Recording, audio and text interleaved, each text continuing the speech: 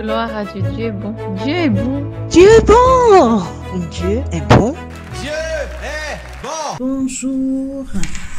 Dieu est bon tout le temps et en tout temps. Dieu est tellement bon. Récemment, fin octobre, j'ai perdu mon papa, que j'ai dû accompagner jusqu'à son dernier souffle. Le Seigneur m'a permis de l'accompagner jusque devant la porte de l'entrée vers l'éternité. Il luttait depuis quelques années contre un cancer au niveau du côlon. Et surtout, le Seigneur a été vraiment extraordinaire de me permettre de retrouver mon papa après bien 10 ans de séparation, après justement un événement aussi tragique et douloureux dans notre famille. Le Seigneur a été vraiment extraordinaire de me permettre déjà dans un premier temps de le retrouver à l'occasion de mon mariage en 2008, chose qui était inattendue puisqu'en fait il n'y avait plus de contact entre lui et moi du fait de son remariage. Mais miraculeusement, j'ai pu l'avoir à mes côtés à mon mariage. Lui qui est issu de la communauté musulmane, il a accepté de m'accompagner. Vous savez, quand on marche dans l'aile de l'église, il a marché à mes côtés, il a vu aucun souci de m'accompagner dans mon église. Et ça déjà c'était extraordinaire après 10 ans de séparation. Et après ce mariage où il a été présent, je pensais que la relation a été rétablie et que tout irait bien. Non, à nouveau, la communication a été rompue du fait de son épouse. Et miraculeusement, alors quand j'ai eu mon premier fils aîné, et que j'ai tenté de lui présenter son petit-fils, on n'a pas réussi à se retrouver. Je me suis dit, bon, à plusieurs reprises j'ai tenté, ça n'a pas abouti, j'ai laissé, en me disant que ça se fera bien un jour il verra bien son petit-fils. Et à ma grande surprise, c'est quand mon fils avait déjà presque 1 an et demi, qu'une occasion s'est faite de pouvoir se retrouver et qu'il voit enfin son petit-fils. Mais toujours, il y avait cette incertitude dans notre relation du fait de son épouse. Et puis, peu de temps après, avec mon mari, on cherchait une maison parce que notre enfant grandissait, qu'on voulait qu'il ait sa chambre. Donc, on recherchait une maison qui correspondait à une parole que notre homme de Dieu avait dit.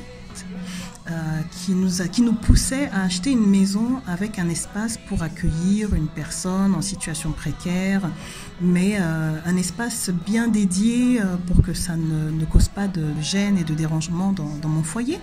Donc en fait, avec mon mari, on commençait à chercher, justement, après cette rencontre avec mon père, on commençait à chercher une maison qui puisse nous permettre d'accueillir quelqu'un.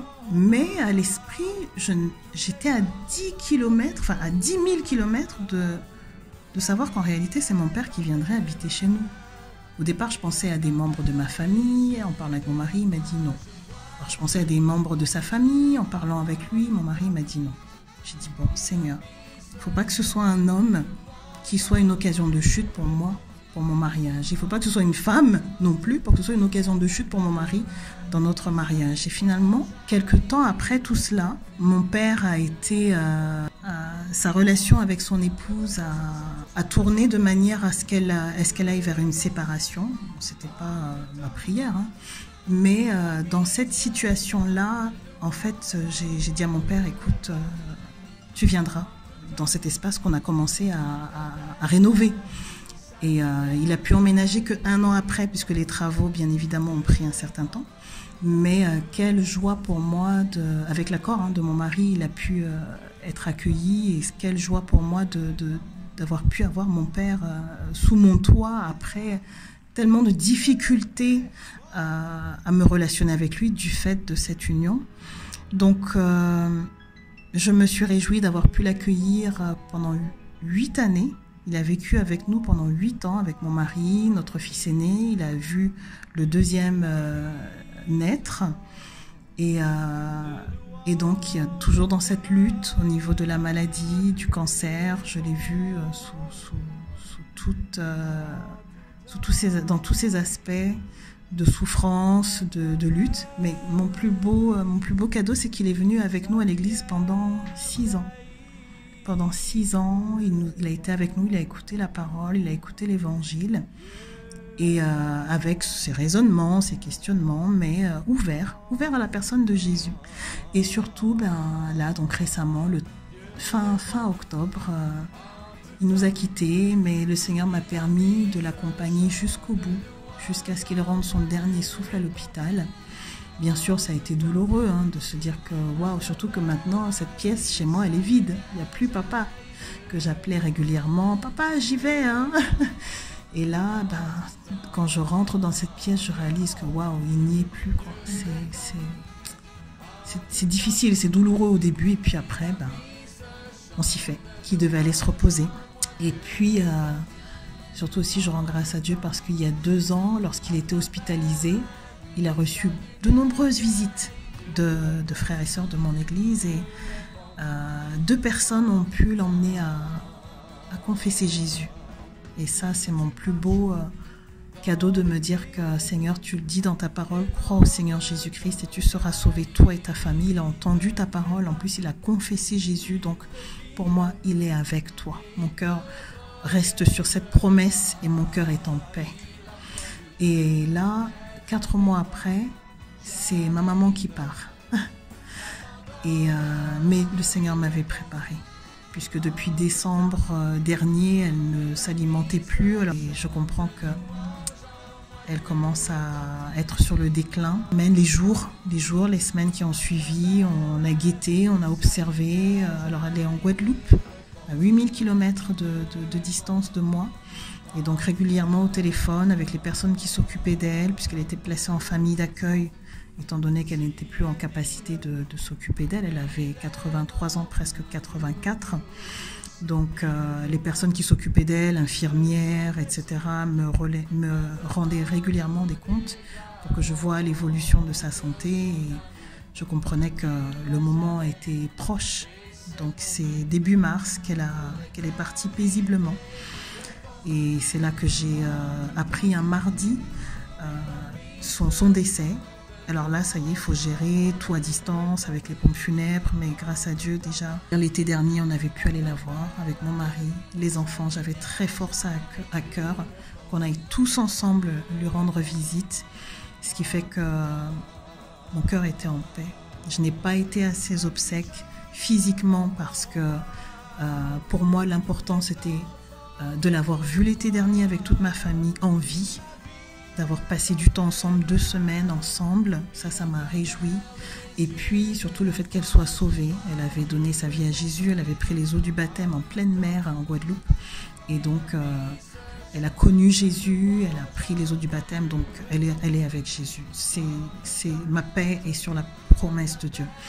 Donc coup sur coup, l'un fin octobre, l'autre parent début mars, et waouh, il faut tenir. Et ce jour-là, le mardi où j'ai appris son décès, on avait GF, le groupe familial, en fait, c'est les temps de prière. Et j'avais auparavant évangélisé, partagé ma foi dans les quartiers, et j'avais invité 3 personnes à venir à mon GF. Donc ça, c'était avant son décès. Et bim, j'apprends qu'elle décède. Mais moi, j'ai déjà lancé mes invitations. Donc j'ai été à mon GF.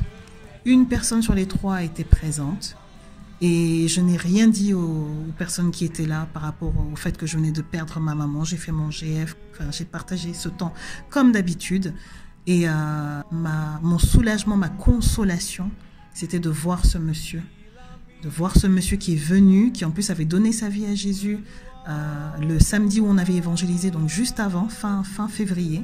Et de voir qu'il était présent, qu'il avait tenu son engagement, ça a été ma consolation, de me dire waouh Seigneur, merci, parce que même dans ce moment douloureux que je traverse, tu me montres que tu es là, que tu es avec moi, et que la vie continue. et que la vie continue. Et ce n'est que plus tard que j'ai informé les personnes de mon GF que je venais de perdre ma maman. L'une m'a dit, mais si c'était moi, mais j'aurais annulé le GF, j'aurais pas fait.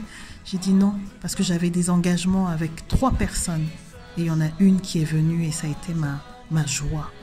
Une joie profonde et je rends grâce à Dieu parce que cette personne était encore présente cette semaine au groupe familial. Donc je vois qu'une personne ferme ses yeux, mais une autre entre dans le royaume de Dieu et la vie continue toujours. Donc soyez fortifiés, même après le départ d'un proche. Il y en a un qui ferme ses yeux, qui entre dans la vie éternelle, et puis il y en a un autre qui, lui, va commencer à naître de nouveau, et il a besoin qu'on soit présent à ses côtés, et avec ce cœur plein de la présence de Dieu. Alors soyez tous fortifiés pour vous qui venez de perdre un proche. Croyez à la promesse. Crois au Seigneur Jésus-Christ et tu seras sauvé, toi et ta famille. Des fois, on ne sait pas comment, mais Dieu utilisera des fois un médecin, un infirmier, un ambulancier pour glisser le nom de Jésus. Et des fois, on ne saura même pas que notre bien-aimé est avec Jésus, mais croyez seulement à la promesse qui remplit vos cœurs de sa paix profonde et continuez d'avancer avec Jésus parce que le meilleur reste à venir. Commence à proclamer la bonté de l'Éternel. Dieu, tu es bon, tu es bon, tu es bon. Gloire à Dieu, Dieu est bon. Dieu est bon. Dieu est bon. Dieu est bon.